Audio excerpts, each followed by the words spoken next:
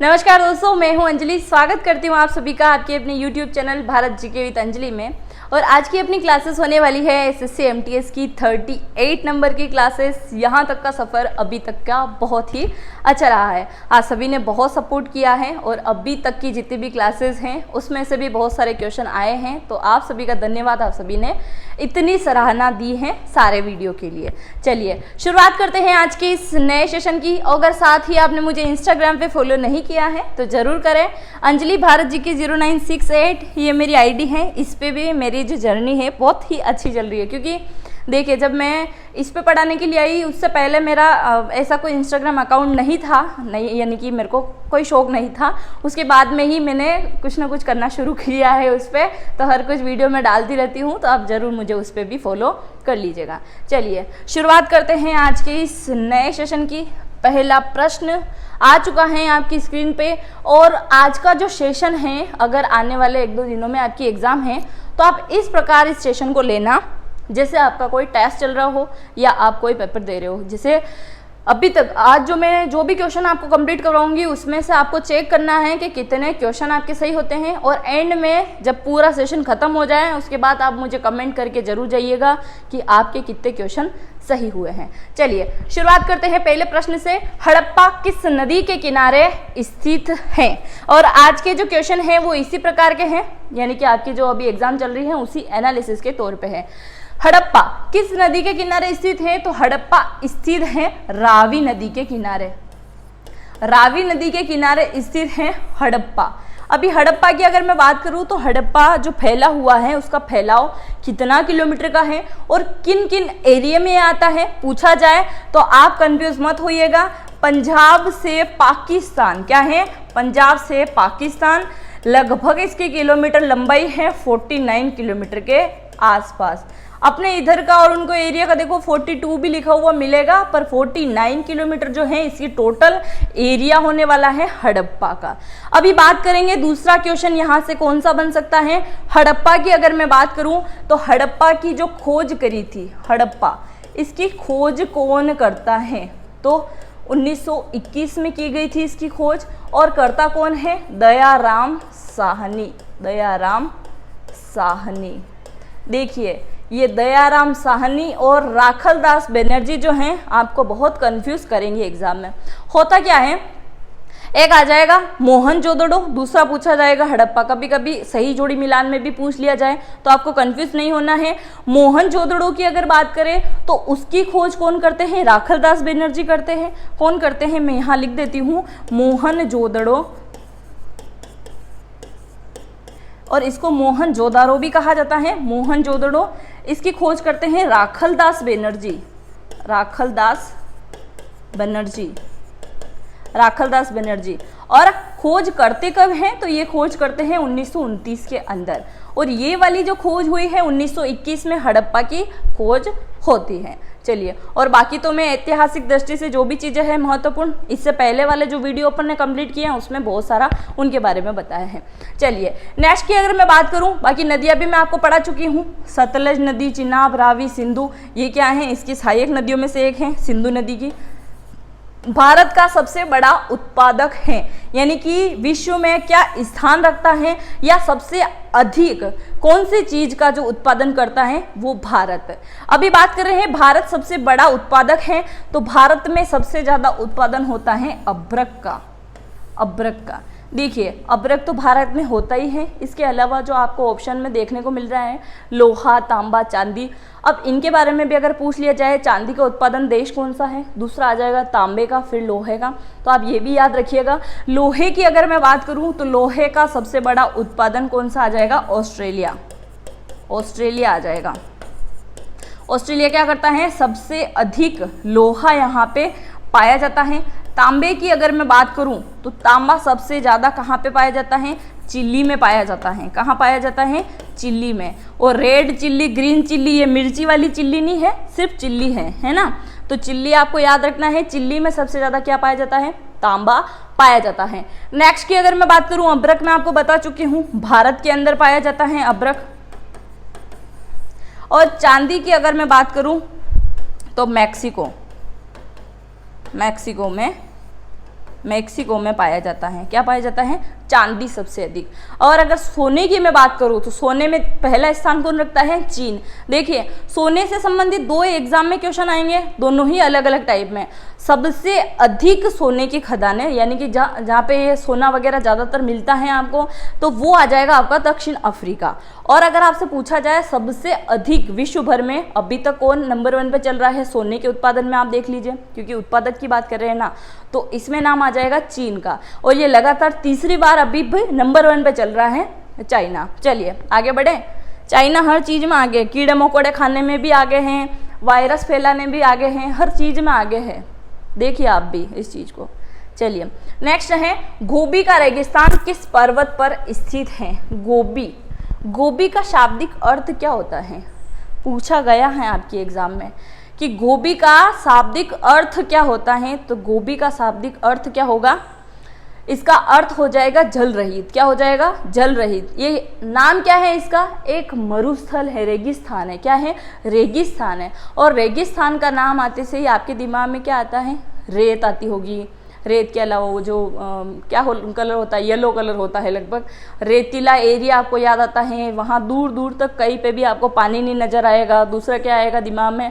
मतलब पानी जैसी आकृति दिखाई देगी पर वहाँ पे आपको पानी नहीं मिलेगा। गर्मी, धूप, सारी चीज़ें यही आएगी ना। पर ये जो रेगिस्तान है ये बिल्कुल अलग है। गोबी रेगिस्तान है, ये बिल्कुल ऐसा सपाट एरिया नहीं है। ये क्या है? एक चट्टानी एरिया है। क्या है? चट्टानी एरिया है। क्या है? चट्टानी एरिया है।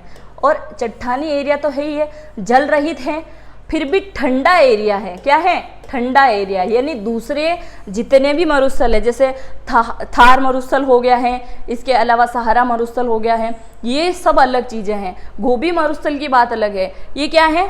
एशिया का सबसे चौड़ा, विस्तृत, लंबा चौड़ा क्या है? ये बना हुआ है रेगिस्तान। तो क्या है ये? एशिया का सबसे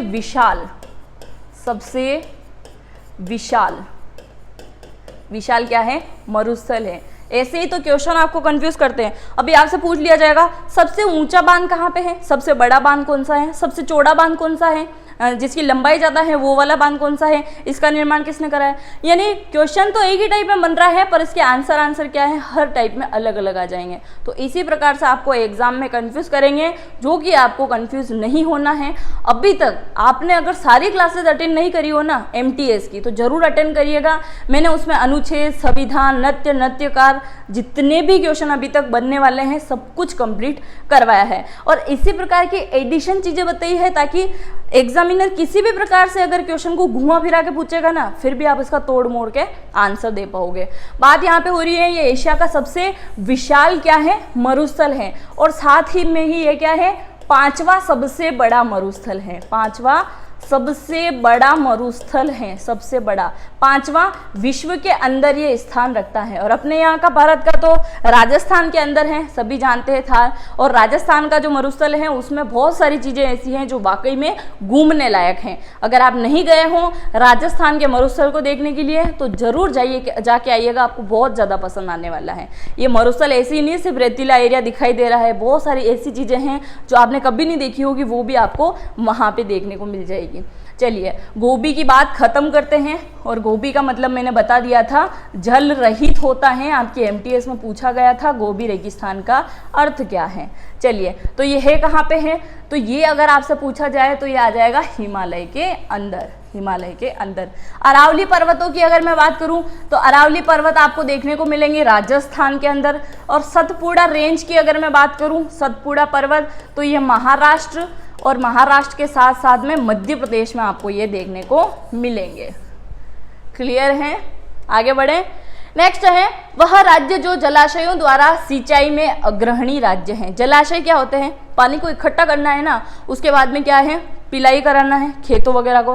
तो जलाशय सबसे ज़्यादा सिंचाई करने में, खेतों को पानी पिलाने के लिए जो कार्य आता है, वो सबसे अधिक जलाशय कहाँ पे बने हुए हैं, कौन से राज्य के अंदर हैं, तो सबसे अधिक जलाशय हैं तमिलनाडु के अंदर।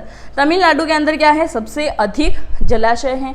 यहाँ पे राजस्थान के अंदर तो इंदिरा गांधी नहर है, बहुत सारी चीज़ें हैं यहाँ पे। तो छत्तीसगढ़ में कोई कमी नहीं है, मध्य प्रदेश से सटा हुआ है। और मध्य प्रदेश क्या है, नदियों का मायका है, तो ऑब्वियसली यहाँ पे भी बहुत सारी नदियाँ हैं। और कर्नाटक तो वैसे भी ग्रीन है, दक्षिण भारत का जो भी इलाका है वो तो बिल्कुल ही ग्रीन है, यानी कि यहाँ कोई पानी की कमी नहीं है। पर सिंचाई के लिए ये क्या है, बड़े बड़े गड्ढे बनाना या फिर इसके साथ साथ में झीलों का निर्माण करना है। नेक्स्ट है 1905 ईस्वी में किसने बंगाल का विभाजन करवाया था। बंगाल का विभाजन करवाते हैं, और ये जो बंगाल विभाजन है ये अभी तक अनलिमिटेड टाइम एग्जाम में आ चुका है, तो जितनी बार आप आईएमपी इस पे लगा सकते हैं अनंत तक, यानी कि क्या है ये अनंत तक आप क्या है इस पे निशान लगा दीजिए, आपके एग्जाम में भी ये आने वाला है, जरूर से इसको लिख लीजिएगा। बंगाल विभाजन कौन करते हैं, तो ये करते हैं लॉर्ड कर्जन। कौन करते हैं, लॉर्ड कर्जन जो हैं ये क्या करते हैं, बंगाल का विभाजन करते हैं। नेक्स्ट की अगर मैं बात करूं लॉर्ड डलहौजी, तो डलहौजी साहब को भी सभी जानते हैं, इनकी क्या थी, हड़प नीति थी, इनकी हड़प नीति थी। और मेरे हिसाब से आपको ये दोनों भी बहुत ज़्यादा कंफ्यूज करते होंगे, लॉर्ड कर्जन और डलहौजी। डलहौजी में क्या है, हड़प नीति, तो हड़प ये आ गया है ना, हड़प, और डलहौजी आपको याद रखना, अब आप कंफ्यूज मत होना। तो दोनों ही आपको बहुत सी बार कंफ्यूज कर चुके होंगे, मेरे को भी किए थे जब मैंने इनके बारे में पहली बार पढ़ा था, तो कंफ्यूज करते ही हैं, आप इसमें कंफ्यूज मत होइएगा। तो लॉर्ड कर्जन और हड़प नीति किसकी है, तो हड़प नीति हो जाएगी डलहौजी की।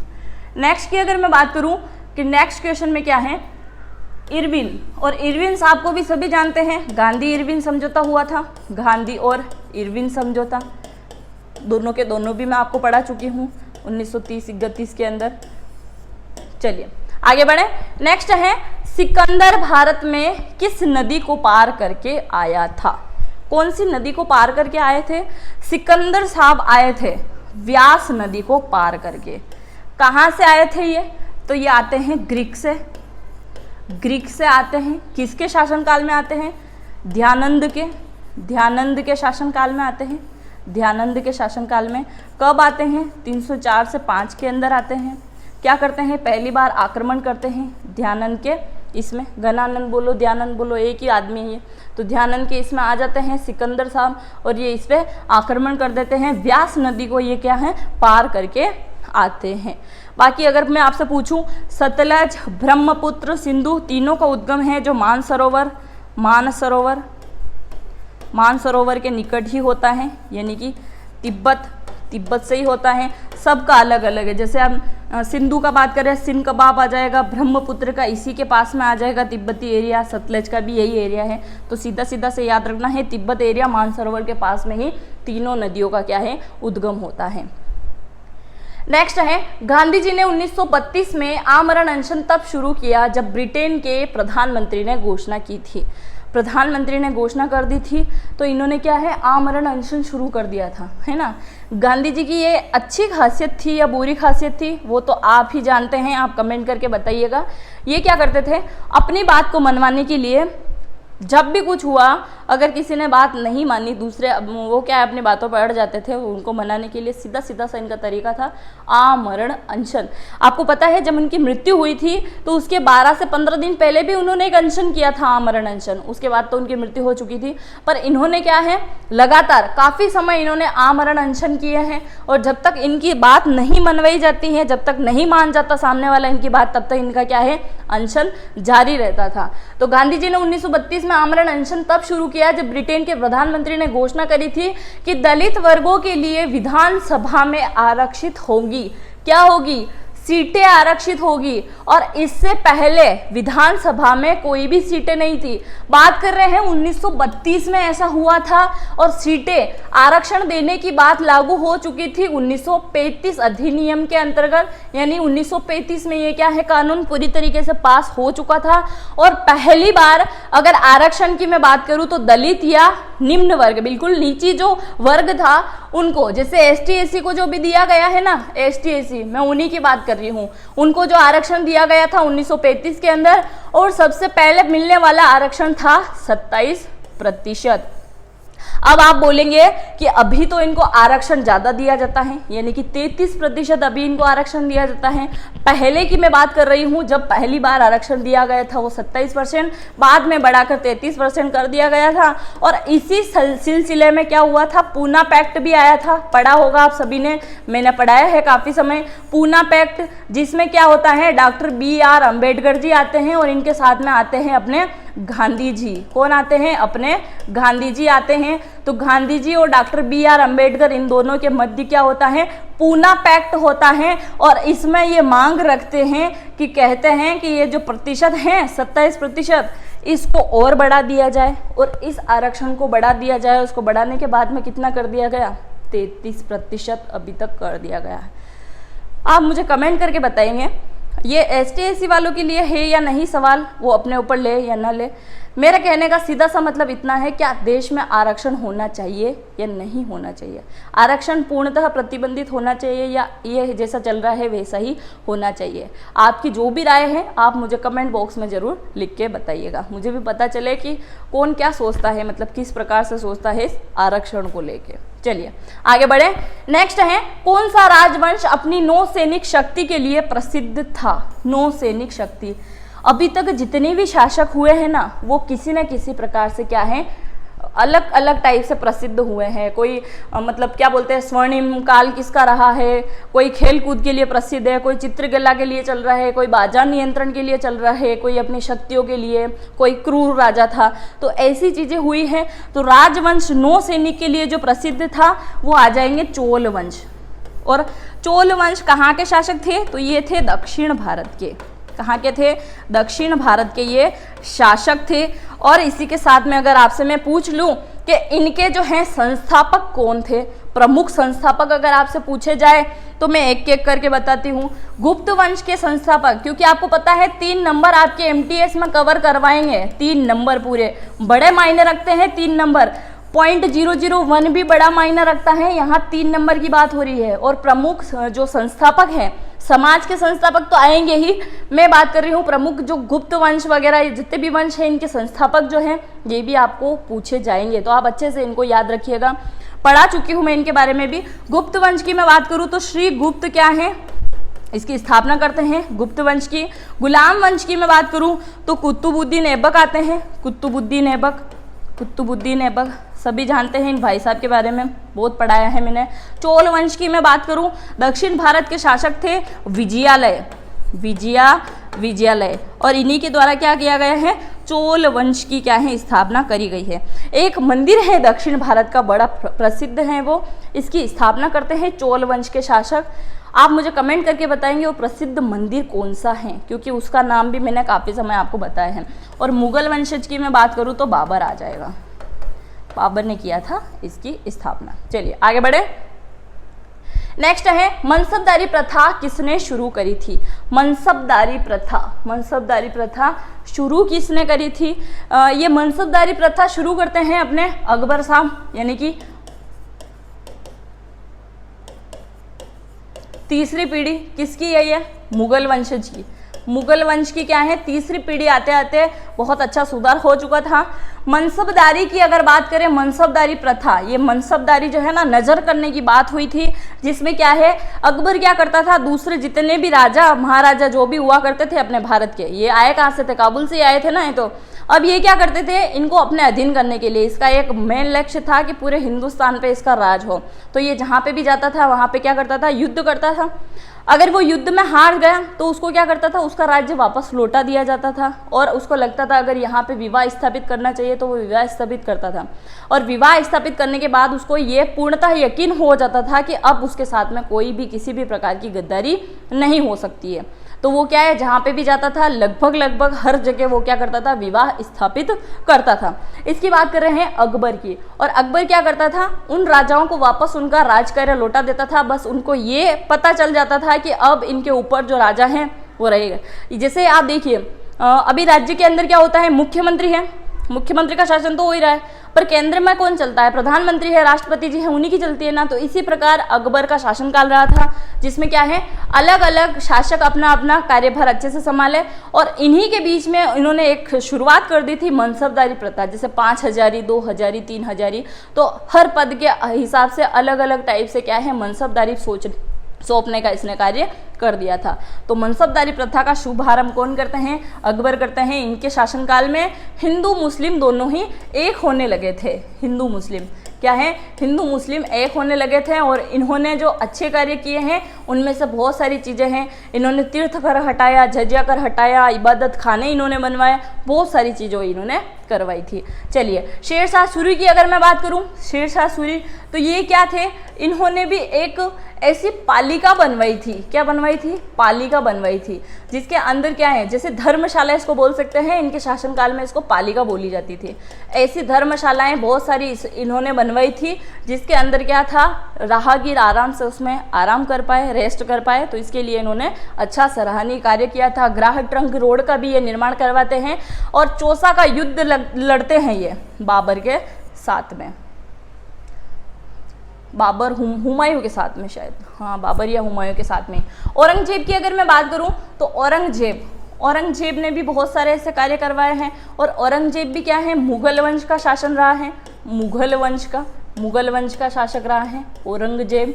कुतुबुद्दीन ऐबक की अगर मैं बात करूं तो ये तो गुलाम वंश के थे। ये 28 दिन का झोपड़ा इन्होंने बनवाया, 28 दिन का झोपड़ा बनवाने की बात कर रहे हैं तो औरंगजेब ने बनवाया था बीबी का मकबरा।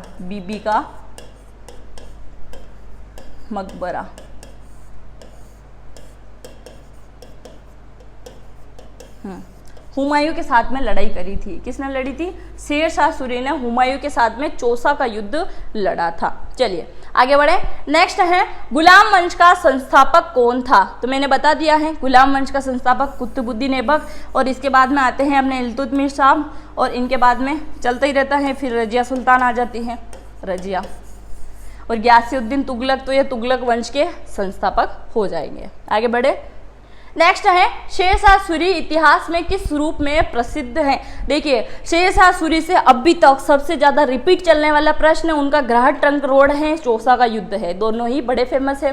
बात कर रहे हैं शेरशाह सूरी इतिहास में क्यों प्रसिद्ध है, किसके लिए है? तो ये प्रसिद्ध है महान प्रशासन के लिए। इनका जो शासन था बड़ा अच्छा था, महान प्रशासन के लिए ये प्रसिद्ध थे, महान प्रशासन के लिए।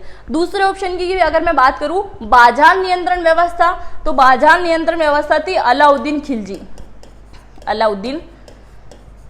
अलाउद्दीन खिलजी। अब अलाउद्दीन खिलजी ने बाजार नियंत्रण व्यवस्था क्यों लागू करी थी? क्योंकि इसके शासनकाल में ये चाहता था कि इसके शासनकाल में क्या हो, आर्थिक स्थिति सबसे बेहतर हो, और आर्थिक स्थिति को चलते इन्होंने बाजार नियंत्रण व्यवस्था शुरू कर दी थी। उचित कानूनी व्यवस्था के लिए अगर मैं बात करूं तो ये आ जाएगा नेपोलियन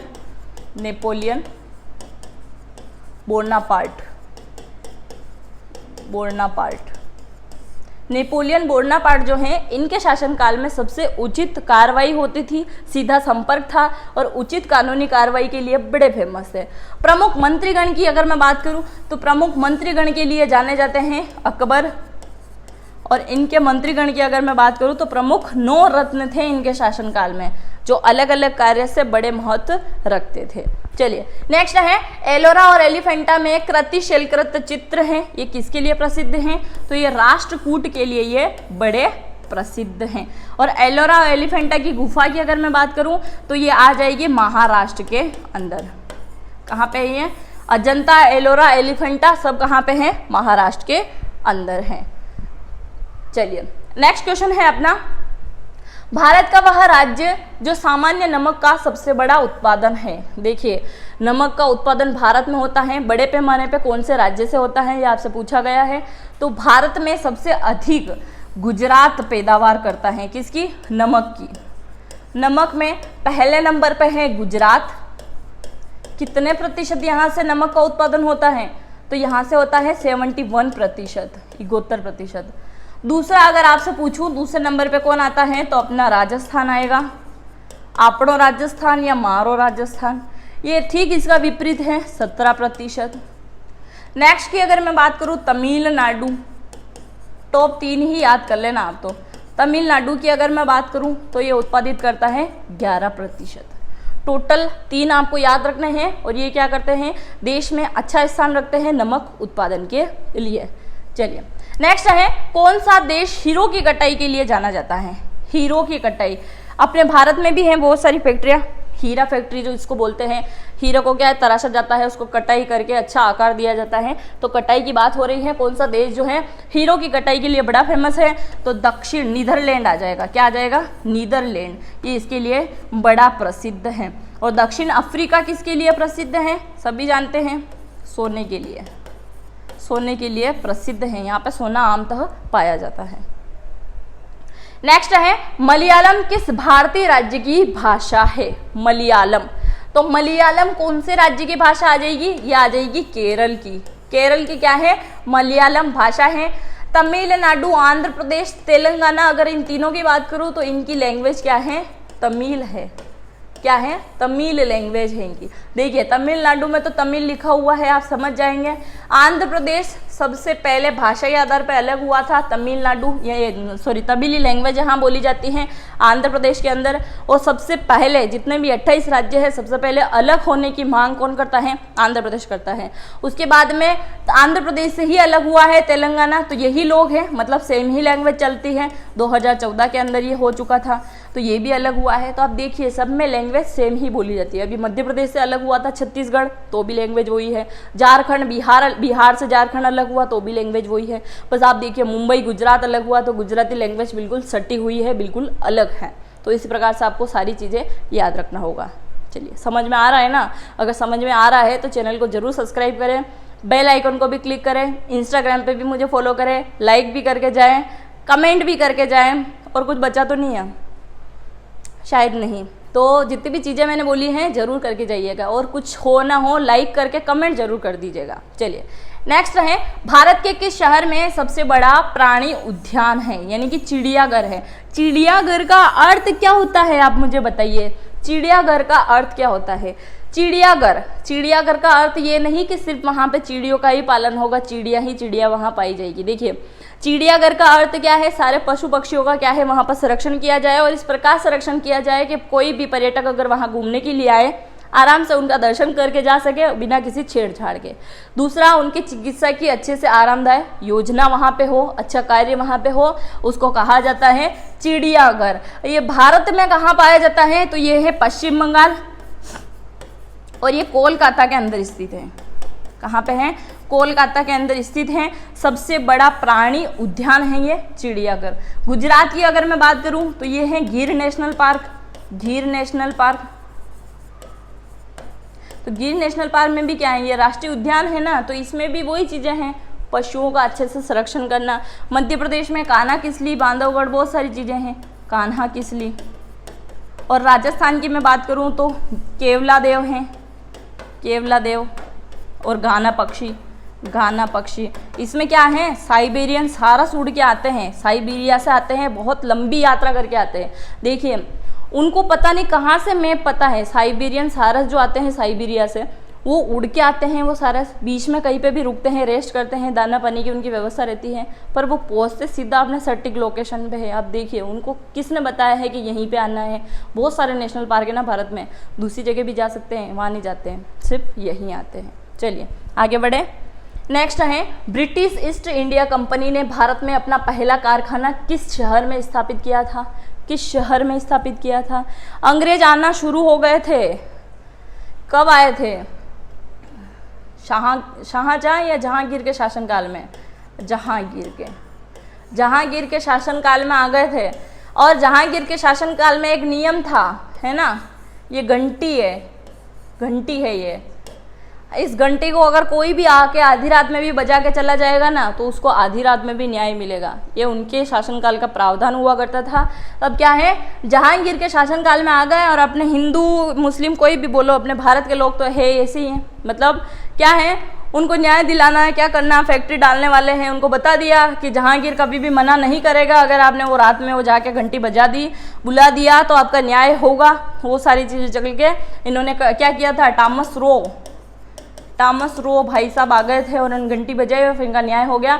अभी बात कर रहे हैं सबसे पहले अंग्रेज आए थे इसकी। अभी बात होगी ईस्ट इंडिया कंपनी ने भारत में पहला कारखाना कहाँ पे स्थापित किया। मतलब ईस्ट इंडिया कंपनी जब आई तब भारत में इनकी जड़ें बहुत ज़्यादा मजबूत हो चुकी थी। स्थापना कब होती है? 1600 के अंदर होती है ईस्ट इंडिया कंपनी की। देखिए, ईस्ट इंडिया कंपनी की शुरुआत मानी जाती है 1600 से। ईस्ट इंडिया कंपनी की भारत में शुरुआत 1603 से 5 के बीच में मानी जाती है।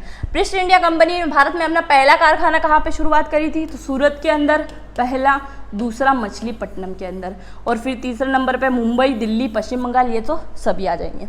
नेक्स्ट है हर्षचरित के लेखक हैं। हर्षचरित किसने लिखा है? बाण भट्ट के द्वारा लिखा गया है हर्षचरित। कौटिल्य ने क्या लिखा है? अर्थशास्त्र लिखा है, अर्थशास्त्र। कौटिल्य या चाणक्य आ जाए, दोनों एक ही है। मेगास्थनीज ने लिखा है इंडिका, इंडिका। और विक्रमादित्य कहाँ के शासक थे? ये आप मुझे कमेंट करके बताएंगे। आगे बढ़े। नेक्स्ट है दिल्ली के तख्त पर राज करने वाली प्रथम महिला शासिका। महिला शासिका आपसे पूछी गई है और इस क्वेश्चन में थोड़ी सी मिस्टेक है, मुस्लिम महिला शासिका है, मुस्लिम महिला शासिका है। तो कौन आ जाएगी? सभी जानते हैं, रजिया सुल्तान। कहाँ पे इन्होंने शासन किया था? दिल्ली में इन्होंने शासन किया था। इनके टोटल भाई थे 3, एक इकलौती बहन थी, पर इन सबसे अच्छी कार्य प्रणाली, कुशल थी हर चीज में, तो वो कौन थी? रजिया सुल्तान थी। और इनको अपना जो शासन खोना पड़ा ना याकूत की वजह से। इनका एक जो नौकर था, सलाहकार था, आप मान लीजिए, उसके प्रेम में ये पड़ गई थी, इस वजह से क्या है, फिर इनको शासन गंवाना पड़ा। अभी बात करें रजिया सुल्तान, इल्तुतमिश की पुत्री थी ये, इल्तुतमिश की, इल्तुतमिश। इल्तुतमिश कौन है? ये ऐबक वाला है, ऐबक। कुतुबुद्दीन ऐबक के बाद आता है ना। और इन दोनों ने मिलकर क्या है, 2.5 दिन का झोपड़े का निर्माण करवाया था। आधा फ्लोर कौन बनवाते हैं? कुतुबुद्दीन ऐबक, और बाकी इल्तुतमिश। इन्हीं की ये पुत्री रहती है रजिया सुल्तान, और बाद में क्या करती है? दिल्ली के तख्त पर विराजित होती है। नेक्स्ट है मानवाधिकार दिवस कब मनाया जाता है? मानवाधिकार दिवस मनाया जाता है 10 दिसंबर को। 10 दिसंबर को। 10 नवंबर की मैं बात करूं तो विश्व विज्ञान दिवस, विश्व विज्ञान दिवस मनाया जाता है, विज्ञान दिवस। 1 दिसंबर की मैं बात करूं तो एड्स दिवस मनाया जाता है, एड्स दिवस, एड्स दिवस मनाया जाता है 1 दिसंबर को। चलिए आगे बढ़े। नेक्स्ट है भारत पर आक्रमण करने वाला प्रथम अरब कौन था? अरब, देखिए, फ्रांस ना, डच, फ्रांसीसी, यूरोप से आए वो, पुर्तगाल, अंग्रेज, सभी ने क्या है, शासन किया है। आक्रमण करते हैं अरब से। अरबिया कौन था पहला? तो पहला आता है मोहम्मद बिन कासिम। कौन आता है? मोहम्मद बिन कासिम। अफजल खान और बाबर जो है ये आते हैं अफगान से, अफगान से। भारत में स्वर्ण मुख्यतः कहाँ पे पाया जाता है? स्वर्ण, देखिए मैंने आपको काफ़ी समय पढ़ाया था ना, सबसे अधिक सोना भारत में कहाँ पे पाया जाएगा, कहाँ पे पहना जाता है? महिलाओं को बड़ा पसंद होता है सोना, पसंद होता है ना। तो बात कर रहे हैं सबसे अधिक कहाँ पे पाया जाता है, तो कोलार में पाया जाता है। कोलार कहाँ पे है? कर्नाटक के अंदर। और यहीं की महिलाओं के द्वारा क्या है, सबसे अधिक सोना खरीदा जाता है और पहना भी जाता है। इसलिए नहीं खरीदते हैं कि कभी फ्यूचर में बेचेंगे, इसलिए खरीदते हैं क्या है कि उनको पहनने का बड़ा शौक है। किस घटना ने गांधी जी को असहयोग आंदोलन वापस लेने के लिए विवश कर दिया था? देखिए गांधी जी ने क्या किया है, आंदोलन चलाए हैं, बात बात पे आंदोलन चलाए हैं। तो अभी आपको पढ़ना पड़ रहा है, इतने आंदोलन नहीं चलाते हैं तो नहीं पढ़ना पड़ता है ना। अभी बहुत सारे प्रधानमंत्री को लेके भी बोलते हैं कि प्रधानमंत्री जी आज आदिवासी की यात्रा ये करी, आज इसका लोकार्पण किया, आज इस चीज़ को चला दिया, नोटबंदी कर दी, ये कर दिया, वो कर दिया। कितनी चीज़ें आपको पढ़नी पड़ रही है ना, इतने बहुत ज़्यादा कार्य कर रहे हैं। किस घटना ने गांधी जी को असहयोग आंदोलन वापस लेने के लिए विवश किया था? तो ये करते हैं चोरी चोरा। चोरी चोरा जो कांड हुआ था, बताया था ना मैंने, पुलिसकर्मी को जला दिया था 22 को, यहाँ पे पूरे थाने में आग लगा दी थी और इससे आहत हो गए थे गांधी जी, और इसी के चलते असहयोग आंदोलन को वापस इन्होंने ले लिया था। नेक्स्ट है भारत में लिमिटेड कंपनियों किस कंपनी के अधिनियम के द्वारा शासित होती हैं? तो अधिनियम 1956 के अंदर, अधिनियम 1956 के अंदर क्या है, ये शासित होती है। आज का अपना आखिरी प्रश्न, और इस प्रश्न को करने से पहले मैं आपको बोल दूं, अभी तक अगर आप यहाँ तक पहुँच चुके हैं, यहाँ तक की चीज़ें पढ़ चुके हैं, अभी तक मुझे झेल चुके हैं, तो कमेंट जरूर करके बताइएगा कि कितने प्रश्न आज की क्लास में आपके सही हुए हैं। अगर अच्छे खासे प्रश्न, यानी कि अगर आपके 17-18 प्रश्न भी सही होते हैं या इससे प्लस अगर सही होते हैं, तो आप समझ जाइए आपका MTS में सिलेक्शन कोई भी नहीं रोक सकता, क्योंकि अच्छे लेवल के प्रश्न हैं और अभी तक जितने भी प्रश्न मैंने शामिल किए हैं लगभग 3-3 या 4-4 बार आपकी एग्ज़ाम में आ चुके हैं। सारे पेपर मैंने टटोल लिए हैं इसके अंदर 2011 से लेके अभी तक के, तो वही प्रश्न मैंने इसके अंदर शामिल किए थे, तो आप अच्छे से इसको लिख लीजिएगा। नेक्स्ट है सिकंदर महान के विरुद्ध लड़ने वाले प्रथम भारतीय थे, राजा पोरस थे ये, जो सिकंदर के खिलाफ लड़ते हैं। कहाँ के थे ये? तो ये आते हैं पंजाब से। कहाँ से आते हैं? पंजाब से ये आते हैं। चलिए, हो चुका है अपना सेशन ख़त्म। आई होप आपको आज की क्लास अच्छी लगी होगी, बेहतरीन लगी होगी। अगर क्लास आपको अच्छी लगी है तो अपने दोस्तों के साथ में ज़रूर शेयर करें, और चैनल को अगर सब्सक्राइब नहीं किया है, पहली बार आए हैं तो चैनल को ज़रूर सब्सक्राइब करें और कमेंट करके ज़रूर जाइएगा। अगर नेक्स्ट किसी भी अलग टॉपिक पे भी आपको वीडियो चाहिए भारत जीके में से कोई सा भी टॉपिक, तो आप मुझे कमेंट करके बता दीजिएगा। 2 दिन के अंदर आपको वो टॉपिक इस चैनल पर देखने को मिल जाएगा। चलिए, मिलते हैं नेक्स्ट वीडियो में। जय हिंद, जय भारत।